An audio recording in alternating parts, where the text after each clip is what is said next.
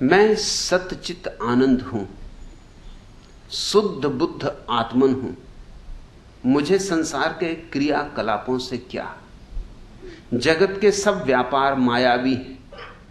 मुझे किसी की निंदा नहीं छूती और न स्तुति। मैं अमृत पुत्र हूं, यह मेरी अपनी अनुभूति है जो सदा बनी रहती है।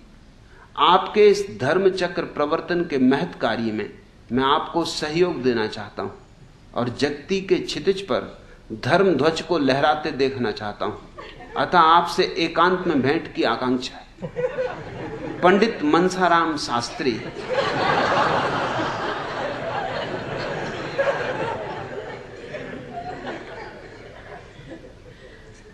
कमाल कर दिया।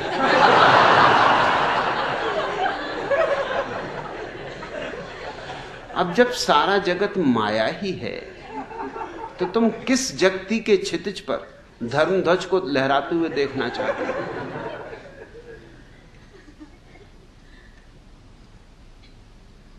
जब सारा जगत माया ही है तो मुझसे क्या करोगे एकांत में मिलकर? फिर क्या एकांत और क्या भीड़, सब माया है। कैसी बहकी बहकी बातें कर रहे हो? मगर काशी निवासी हैं पंडित मनसाराम शास्त्री। काशी निवासियों से और इससे बेहतर कुछ आशा नहीं।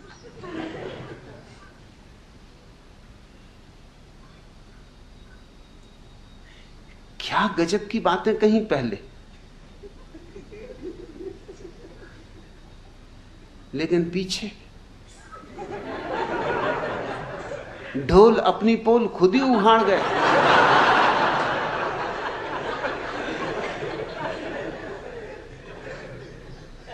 एक युवती मनोवैज्ञानिक के पास पहुंची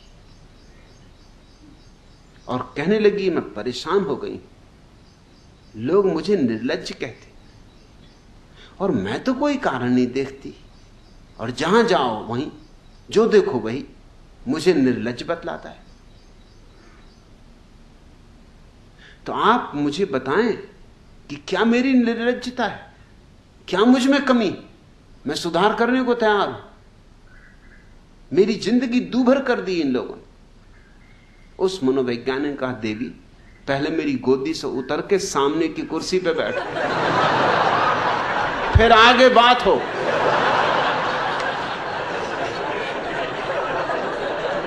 पंडित मनसाराम शास्त्री,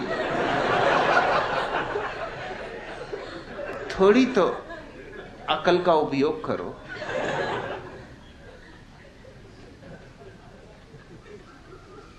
तुम ही सबको देख के तुम भैंस को बड़ा कहने लगा, अकल से भी बड़ी भैंस।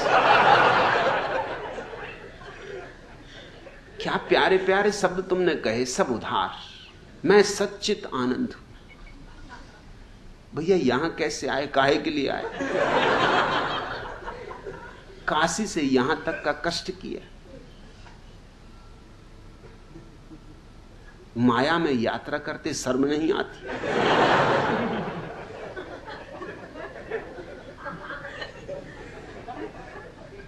माया की रेलगाड़ी में बैठे, माया की टिकट खरीदी, रास्ते में माया का भोजन किया हो, तरह तरह की मायाएं रास्ते में पड़ी होंगी, आंखें बंद रखनी पड़ी होंगी। कहां? काशी नगरी, त्रिलोक में न्यारी, उसको छोड़ के कहां चले आए थे?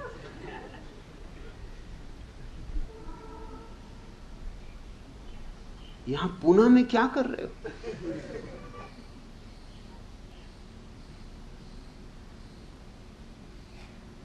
पूना में तो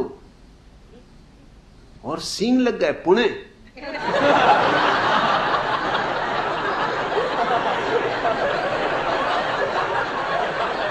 जैसे गधे के सिर पे सींग उगा। इधर को सींग वींग मार दे, सब माया बिखर जाए। ये तुम आए कहां? कहते मैं सच्चित आनंद हूं। अब क्या कमी रही? शुद्ध बुद्ध आत्मन। मुझे संसार के क्रियाकलापों से क्या? जगत के सब व्यापार मायावी। मुझे किसी की निंदा नहीं छूती और न स्तुति। मैं अमृत पुत्र हूं।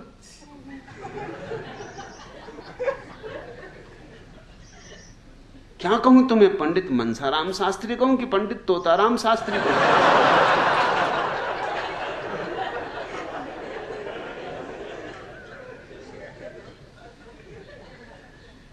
और फिर पीछे से सारी बात गड़बड़ हो गई। वो हो ही जाती है। लाख छिपाओ, बात खुली जाती। हाथी भी निकल जाए तो पूंछ अटक जाती।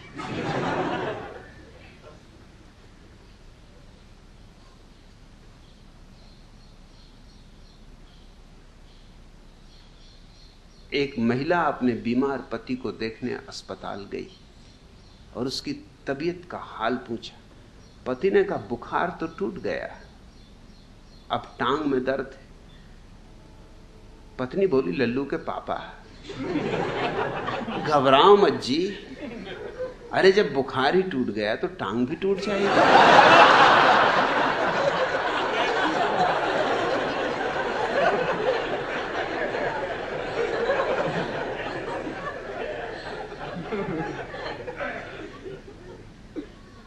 एक पंडित ने विवाह किया। ऐसे तो सब माया है, मगर सोचा होगा कि कम से कम माया से इस महिला को मुक्त करे।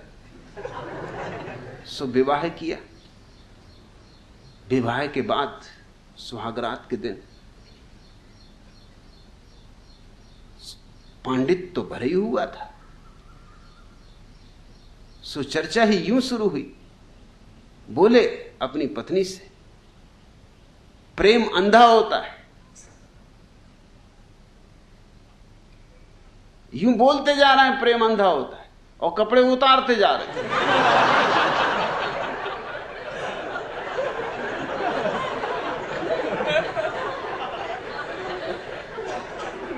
पत्नी ने कहा, होता होगा जी, पर पड़ोसी तो अंधे नहीं, पहले खिड़की का पर्दा तो गिरा दो।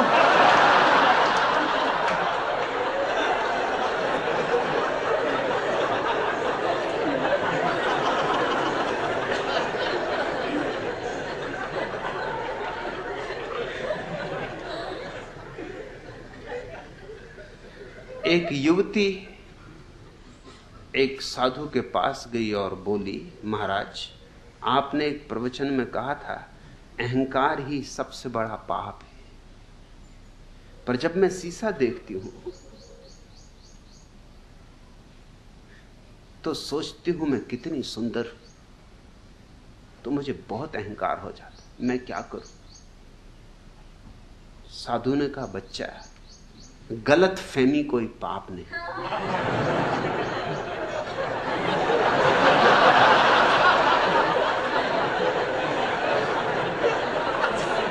पंडित मनसाराम शास्त्री,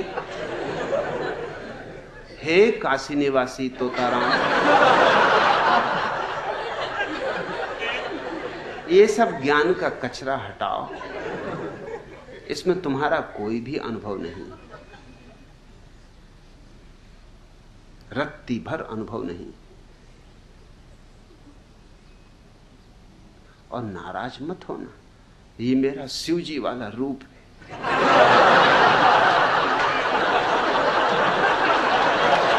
ऐसे तोड़ूंगा। और पंडितों को तो छोड़ता ही नहीं, उनसे मेरा प्रेम, और प्रेम तो अंधा होता ही तुमसे।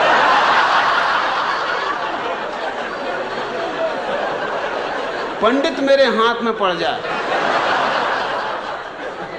तो मैं उसके साथ वही व्यवहार करता हूं जो हीरा जौहरी के हाथ में पड़ जाए, तो उठाई छेनी और लगे। अच्छे आ गए, एकांत में तो देखेंगे पहले, यहां भीड़ में तो देखेंगे। अगर बचे रहे तुम तो एकांत में भी देखेंगे।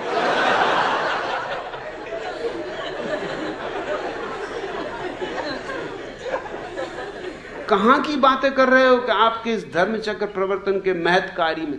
अरे इस मायावी संसार में कोई महत्कारी होता है कि कोई धर्मचक्र प्रवर्तन होता है? सब खेल है भैया।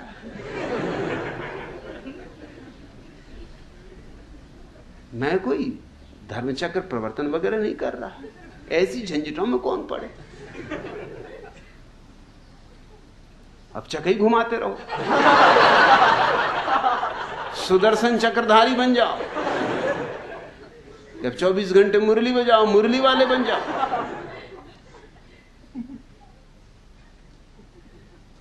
सब माया है, इसमें क्या झंझट? किसको छुटकारा दिलवाना, किस चीज से छुटकारा दिलवाना? कुछ बंधन हो तो छुटकारा हो, यहां बंधन ही नहीं। लोग तो मुक्त हैं ही, ये सब मुक्त पुरुष बैठे हुए। तुम किसी से भी पूछने में कोई भी कह देगा मैं सच्चित आनंद, शुद्ध बुद्ध आत्मन। यहां मेरे पास बुद्धों की जमात। यहां कभी कभी कोई बुद्धू काशी से आ जाता, बात अलग, मगर वो अपवाद। अन्यथा यहां बुद्ध पुरुष बैठे हुए, देखते हो कैसे प्रसन्न हो रहे हैं वो देख के।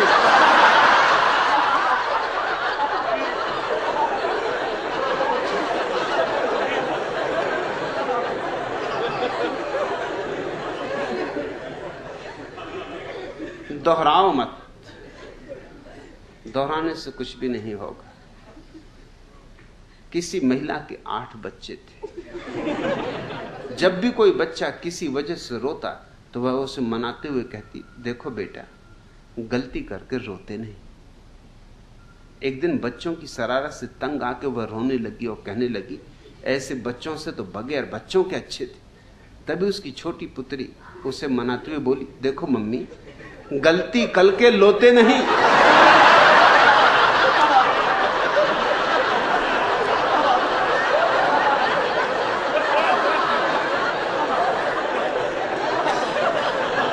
सुनते सुनते बेटी भी सीख गई ज्ञान की बात।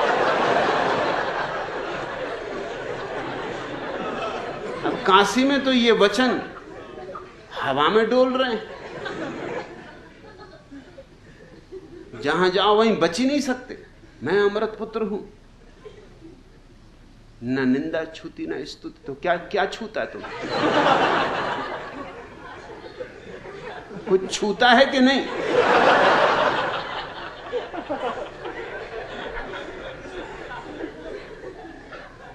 ये तो मेरे पास यहां एक से एक गजब की महिलाएं हैं, किसी को पीछे लगा दो और फौरन को गे भाई दूर रहे, छूना मत। तब तुम्हें पता चल जाएगा कि निंदा स्तुति छोड़ो। अभी कोई बाई भी छू देगी तो बस प्राण संकट में पड़ जाएंगे कि ये माया कहां पीछे लग गई। और मेरे पास इतनी देवियां हैं, छोटी मोटी देवियां में नहीं, चंडीगढ़ से आई हुई चंडियां भी हैं।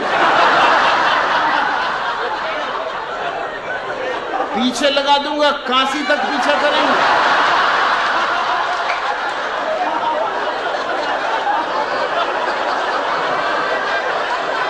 और जब तक पैर छू के न गाओगे श्री गुरुवे नमः, तब तक पीछा नहीं छोड़ेंगे।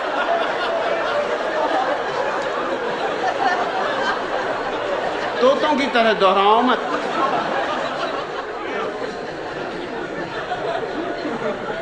आदमी की तरह बातें करो।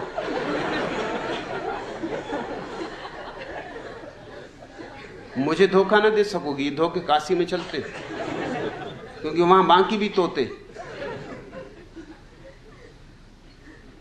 प्रेम के बारे में राधा की सी तन्मयता पाकर एक प्रेमिका ने प्रेमी को लिखा, अब दशा वह हो चुकी है कि मुझे हर आदमी में तुम दिखाई देते हो।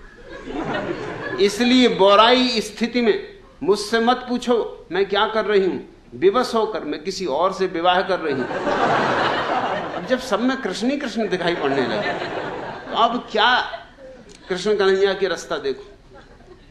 ये राधा वगैरह कहती हैं कि हमको सब में कृष्ण दिखाई पड़ते हैं, बात सच नहीं।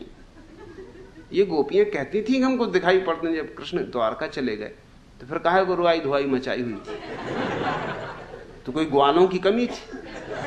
अरे कई बांसुरी बजा रहे थे, किसी को भी पकड़ लेती कि हाय दैया कहां चले गए, हे भैया बहुत दिनों बाद मिले, क्या और रास रचाएं। ये सब बातचीत कि सब में कृष्ण ही कन्हैया दिखाई पड़ रहे हैं।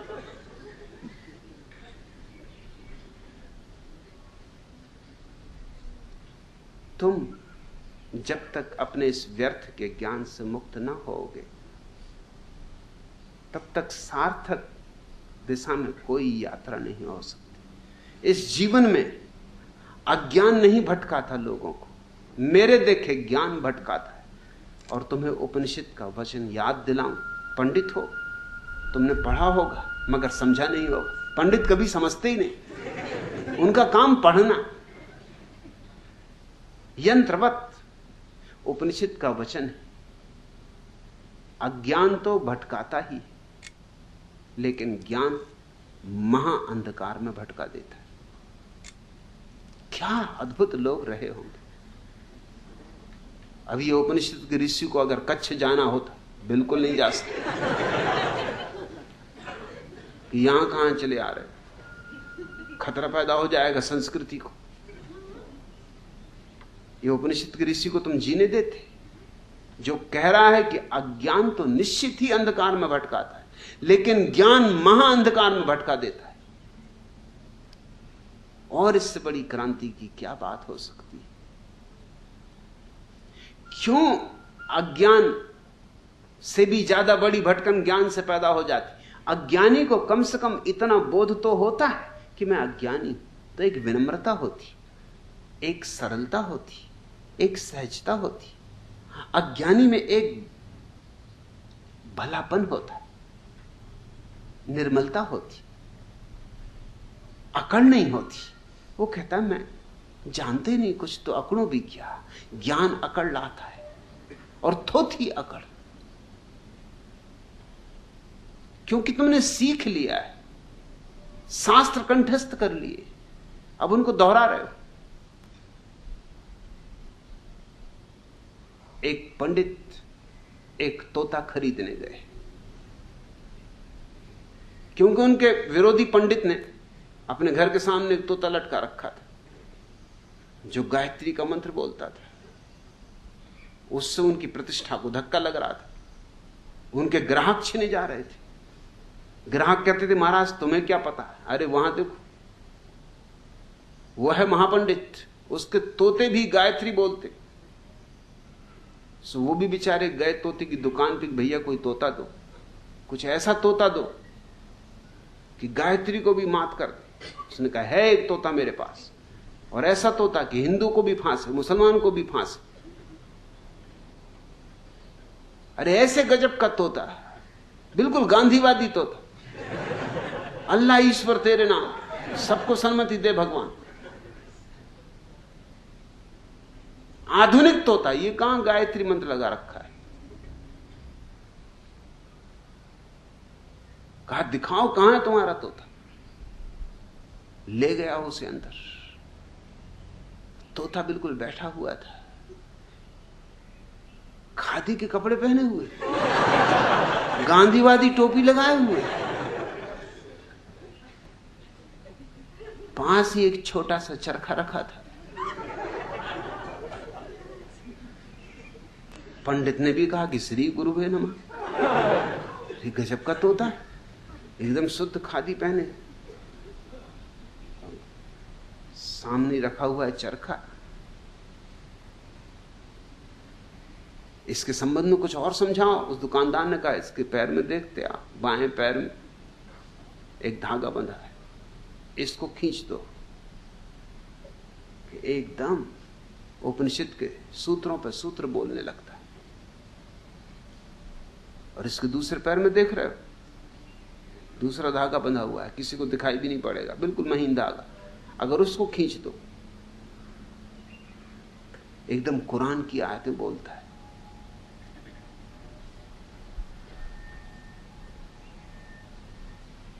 मुसलमान आए तो ये खींच देना, हिंदू आए तो ये खींच देना, दोनों पे तुम्हारा कब्जा हो जाएगा। हिंदू भी आएंगे, मुसलमान भी आएंगे। तोता तो गजब का है। एक बात पूछूं, कि अगर दोनों धागे एक साथ खींच दूं तो तोता बोला उल्लू के पट्टे, अगर दोनों धागे एक साथ खींचोगे तो धड़ाम से नीचे ना गिर पड़ूंगा। तोतों में भी थोड़ी ज्यादा अकल है। तुम भी क्या बात कर रहे हो? यहां कोई धर्म चक्र प्रवर्तन वगैरह नहीं हो रहा है। यहां तो मौज है, मस्ती है, ये तो मैखाना है, मधुशाला है। यहां तो पियकड़ों की जमात है, ये रिंद बैठे। यहां तो अदृश्य शराब पी जा रही, पिलाई जा रही। अगर पीना हो तो पियो, और अगर हिम्मत हो तो ही पी पाओगे, क्योंकि यहां किसी परंपरा की बात नहीं हो रही, यहां शुद्ध सत्य की बात हो रही। यहां किसी परंपरा का पोषण नहीं है, क्योंकि मैं मानता ही नहीं कि परंपरा और सत्य का कभी कोई संबंध होता है। सत्य तो सदा नूतन होता है, नित्य नूतन होता है, जैसे सुबह की ओस के कण इतना ताजा होता है। ये तुम बकवास छोड़ दो कि मैं सच्चित आनंद हूं, शुद्ध बुद्ध आत्मन हूं, मुझे संसार के क्रियाकलापों से क्या। अभी बहुत तुम्हें संसार के क्रियाकलापों से मतलब, अभी तुम जगती के क्षितिज पर धर्म ध्वज को लहराते देखना चाहते। अभी झंडा ऊंचा रहे हमारा, तुम्हारी बुद्धि वहीं अटकी। और झंडा वंडा किसको ऊंचा करना, डंडा ऊंचा करना रहता लोगों को, झंडा तो बहाना है। पहले तो तुम ये कचरा छोड़ो। अगर मेरे पास आना है तो ये कचरे को छोड़ के आओ, अज्ञानी होके आओ, मेरे द्वार खुले। ज्ञानी होके आओ, बिल्कुल द्वार बंद। मैंने द्वार पर इस पूरे आश्रम में एक ही आदमी को संत कहता हूं, उसको द्वार भी बिठा रखा। यहां 5000 पियक्कड़ों में एक ही संत है, उनको बाहर बिठा रखा। तुम पूछोगे क्यों? क्योंकि वो बिल्कुल अंट संट है, और अंट संट दूसरे अंट संटों को फौरन पहचान लेता। तरबूजा तरबूजे को पहचान लेता।